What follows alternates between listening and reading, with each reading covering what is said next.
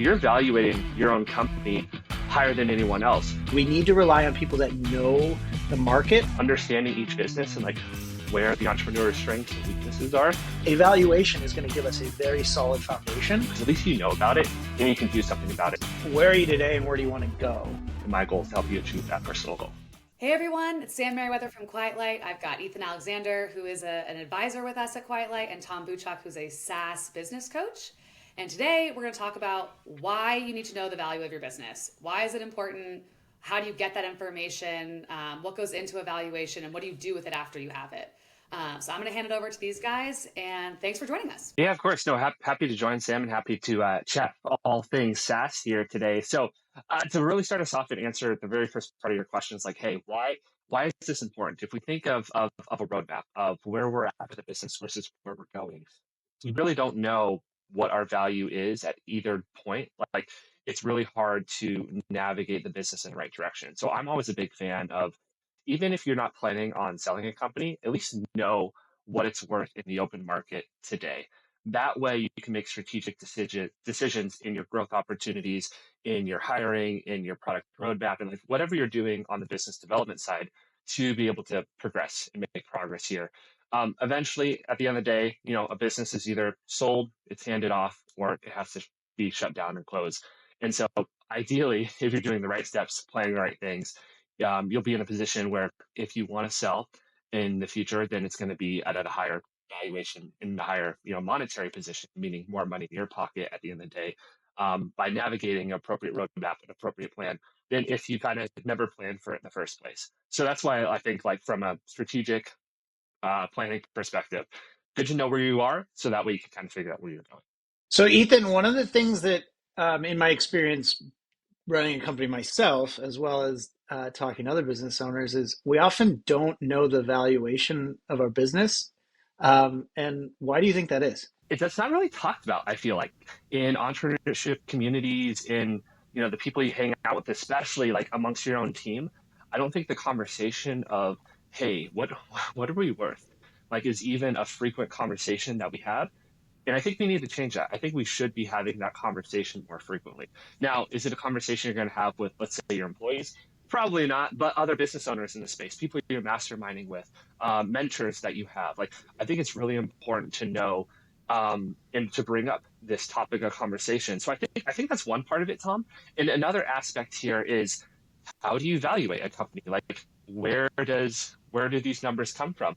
Are they made up? Is there some formula we can use to kind of figure it out? So I also think it's a problem of not understanding how valuations work and what valuation methodologies work in what situations for what industries. I know we all have access to the stock market and we kind of understand some numbers and reportings there, but in privatized markets, in Main Street kind of business classes, things work a little bit differently than maybe your IPO markets. So there's a bunch of nuances and factors that go into exactly how valuations are considered and done. So I think that's the other part of the puzzle, where it's not as easy as, hey, I can do this in 5 minutes. It takes a little bit of work to derive, an actual accurate and true valuation where people say, at least that's what I see from at least most business owners I speak with. I think there's also sometimes we're a little afraid to know the answer. I think it might be fun to think about the bigger number that maybe in our head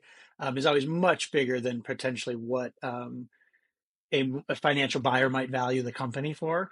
And so when we get that multiple of earnings, it's much lower than 10x revenue. Let's just use those examples.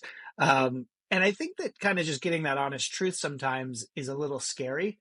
But you said it. I think the most important thing is, if you know that value, you can set a roadmap on how you can get a higher valuation and make your business worth more with the proper valuation. The second thing is, it can be really hard to find who does this, who values companies. That's not just something you run across every day. And even in circles of small business owners, we don't really know. And there's a big difference between really capital intensive businesses, which on their balance sheet, there's really clear value ascribed to that balance sheet. In a software business or an online business, oftentimes it's a lot of intangible capital. So we need to rely on people that know the market, are experts in the space, and can find us those opportunities, whether that's Quiet Light or anyone else that knows the software and online business space. Finding someone that you could trust to get you that number is exceptionally helpful in kind of setting forth a business plan and understanding for a lot of business owners what your most valuable asset you own, what is that actually worth? I really like the first point you brought up, Tom, in terms of knowing that number could be scary in a negative way. Like, oh, my company is only valued X at marketplace. I think it should be, 2X or 3X or 4, whatever that number is. And I think that's totally okay.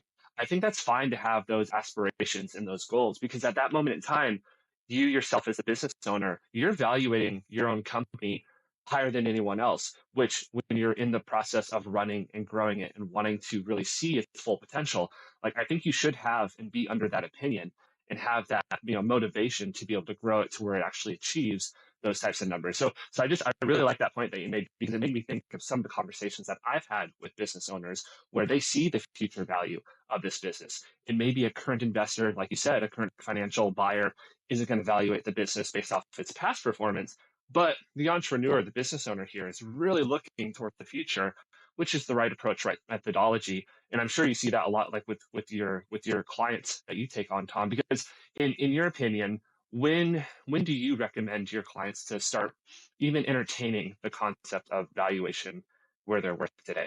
I think as soon as possible, because what is really important with our planning is where are you today and where do you want to go? In addition to being scared of knowing that number, I think sometimes we're scared of if I get a valuation, does that mean I'm selling my company? And it absolutely doesn't mean that at all. You might get a valuation that puts you at a certain multiple that you don't like, and you can grow it. But the advice is simply streamlining operations, and then that's more money in your pocket. That's it. Like you don't have to do anything with that. You just know that you're suboptimal. You can optimize your business and you can decide what you want to do later. So once you know that number, you can also decide how much more do we need to do in terms of invest in the business, um, streamline operations, grow the team to hit those goals. And on a personal level, there's a concept that's out there called the wealth gap. And if we say, I've got my personal balance sheet of A and I'm trying to get to B, where does my business in terms of its approximate valuation, how close does it help me fill that wealth gap? And what does that mean? Well, if somebody does come along or you are in a position where you need to potentially sell your business, you're going to have a pretty good idea of, is this going to be enough or should I hold on to the business? That provides an immense amount of clarity for the business owner as they think about their operations. So having that up front with your planning helps align your personal, financial, and business goals. And again, if we get past that scare, like the fear around it's not worth enough, or does this mean I have to sell my business or am I giving up some control? You're not really. You're getting a lot more information, and kind of the, you know, jokey cliche, information is power. Information is power. Really resonates here. Not only do we not get a valuation, but what we also tend to see or we hear anecdotally is what a deal size was, what someone's valuation was after they exited. But what we don't know are the specifics on that exit. Is there earnout? Is there some deferred payment? Is it stock? There's a lot that can be not told to us when we look at valuations. And so what we hear, again, influences what we think our business might be worth. A valuation is going to give us a very solid foundation on what's it worth to us, and then we can make what's it worth in general, and then we can make the determination on how do we want to exit. Are we willing to trade up some control to get a higher number, or are we really looking to walk away? And having that objective third-party valuation before a deal is happened, and not just relying on anecdotal private market the private market stories, is a much better source of information and a much better place to plan your business than stuff that you don't know too much about other than a simple multiple. I was actually just talking with Chris Wozniak, another Quiet Light advisor, the other day, and he had a really great point that was like, people try to time the market, but you should actually just time your business. Like, good businesses will sell in bad times, and bad businesses could potentially also sell in bad times. But like, it's really about timing it for your own value versus like, what you think is going to happen based on all the external factors. And maybe could you guys give a couple examples of when someone came to you and you did give them a valuation or analysis of their business and they were either pleasantly surprised or pleasantly unsurprised, maybe unpleasantly surprised, I should say. And like, were there any trends in, this is something that every SaaS owner or online business owner in general should make sure they're doing that goes into their, like, things people wouldn't realize contribute to their valuation that actually do. How the valuation went compared to their expectations, what happened after that. Did they eventually sell? Did they grow it? So funny enough, Sam, is I have sellers from both ends of the aisle in terms of the conversations I have with them. And it happens very frequently. Most of the time, when we get down to the road of valuation, depending on where the seller's expectations is, it's usually too high or too low in terms of they're surprised that their business is worth so much and someone be willing to offer that number, or they personally value the business in a lot higher than where we see current market conditions at. And what I've learned, it's really come from where their expectations are being set, like who's telling them. The value usually comes from some sort of influence outside of myself prior to our conversation.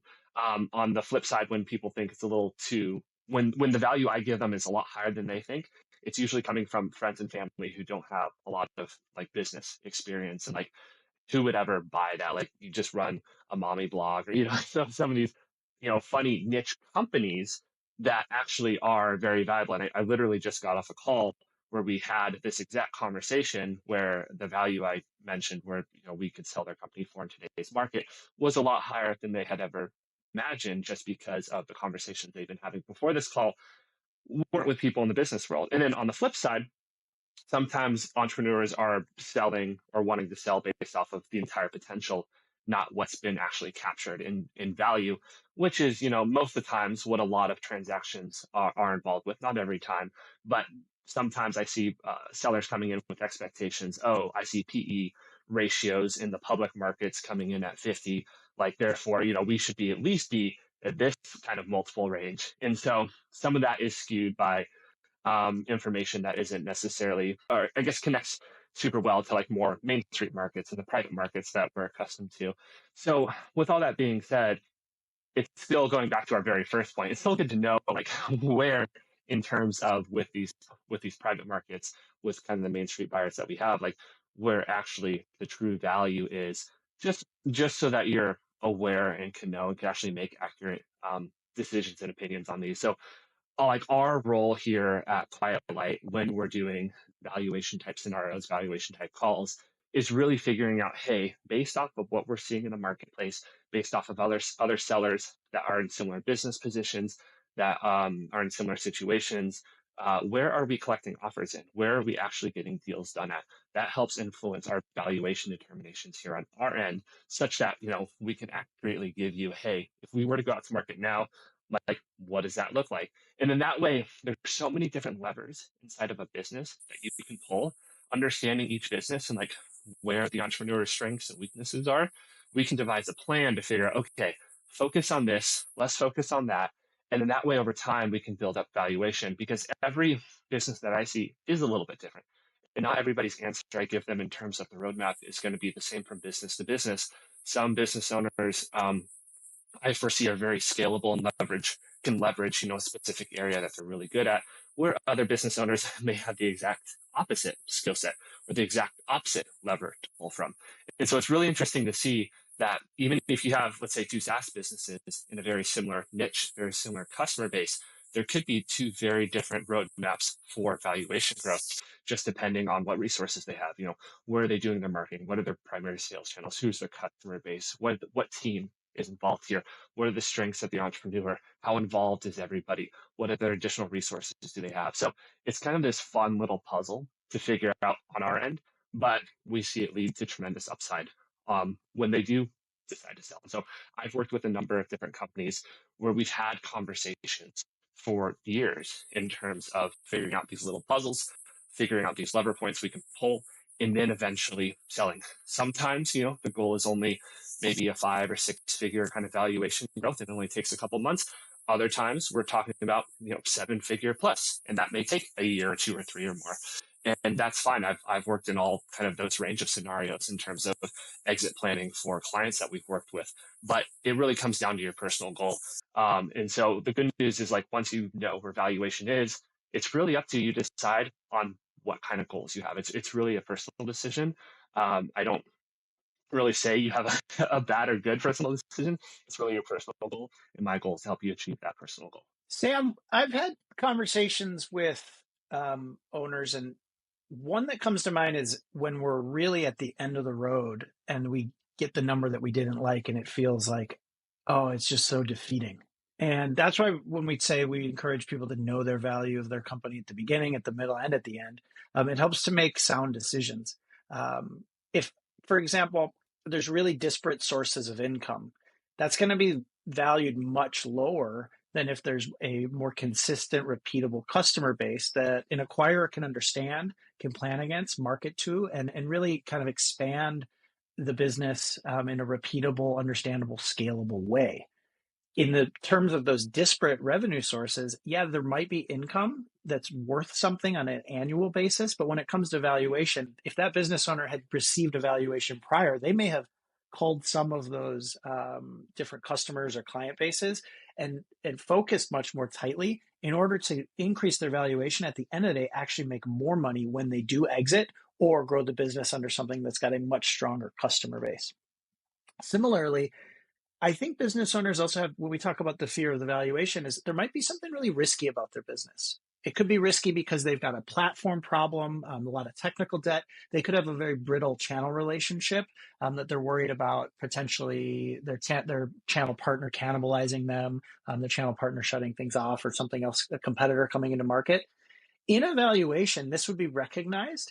And the business owner, like Ethan said, has the opportunity, if they want to do it personally, to address those concerns, increase their or de-risk their business, and increase their valuation. And so the valuation, I think, really provides a roadmap and really shines a light on some areas that are worth investigating. And even if that means a short-term decrease in earnings per se or profitability, it can reflect itself in a much higher opportunity later down the road when we look at the value and how many turns that business gets on the exit. If a SaaS business owner comes to you and says, like, well, what even goes into my valuation? What are some of like the key elements? Obviously, revenue, some of the obvious things I think anyone could maybe assume, but what are some of the things that people don't necessarily suspect? And they're like, wow, I didn't realize that dragged down my value, or wow, I didn't realize that increased my value by so much.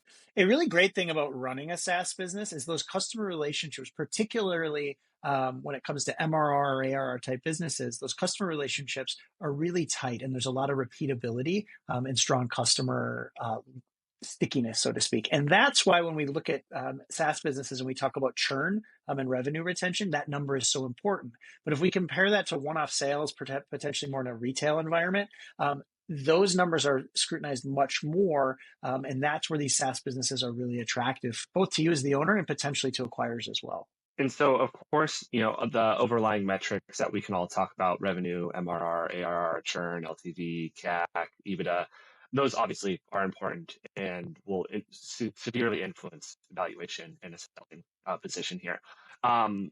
Two other like more conceptual, I guess, thought processes that I think is important for business owners to go through. It's like really, how transferable is my business from one business owner to another? And really, what are my dependencies? So kind of a lot what Tom just talked about in terms of like, do I have customer dependencies? Maybe, a single customer is bringing in a significant portion of revenue. Maybe they're doing 40% plus of revenue. That is a dependency that creates a risk factor. Do I have other software provider dependencies where like we're really a bolt on to this other software? Should they change anything, like Tom was mentioning, is that a dependency that creates a risk factor? Do I have the key man dependency? Like, is the business only obtaining customers because I'm the main market head and on all the advertising? And therefore, if I go away, we're not really sure how our inbound lead process works. That's also another dependency. So really just thinking through the process, okay, what is my business dependent on and how severe is that risk? There may be some, minor things. Oh yeah, we use Slack for communication. If they go down, like we can switch to Teams. Like sometimes there are little things that can be fixed. They're not that big of a dependency. Sure, it's a risk factor. But then there's some other things, like I just mentioned, that like they're major. Like if those were to change, that would severely change like the outcome of the company, how it's run, and therefore the valuation. And so secondarily is on the transferability side of things, like can the company move from one owner to the other? Like, will the employees transfer? Will everything on the customer side transfer? Will the payment processing transfer? Like, it's also good to know, hey, if I can't literally move this business from me to you when you're buying it from me, then that also creates additional issues here. So I think those are two just additional points to add to this conversation in terms of just thought processes for business owners, just to really go through on their side, because the answers are of course going to vary from business to business, but I always find it really helpful because at least you know about it and you can do something about it if you want to. The concept of getting a business valued can be as simple or as complex as one wants to make it. There's no correct single objective answer to the value of your business. And there's various methodologies and levels of a business valuation. As it relates to planning and getting prepared on growing your company or starting to think about an exit, reach out to companies or people that you know that you're most comfortable with and that you think know your market, and start from there. There's no commitment involved. And once you start to have an idea of the range of values and where you land, you can start to get an idea of, am I in a good spot right now? Or are there some things that I can do to increase my valuation as the business owner? Just remember that because you run this company, you're probably the one that's most likely to A, grow the business, and B, de-risk the business today. So you're in a really strong position with the right team, with the right motivation, and with the right attitude. Awesome. You guys, this was invaluable. Thank you so much. I hope we learned when to get an evaluation, now, early, often, why it's important. And thanks so much for being here, guys. We'll catch everyone next time. Appreciate it, Sam. Thanks, Sam.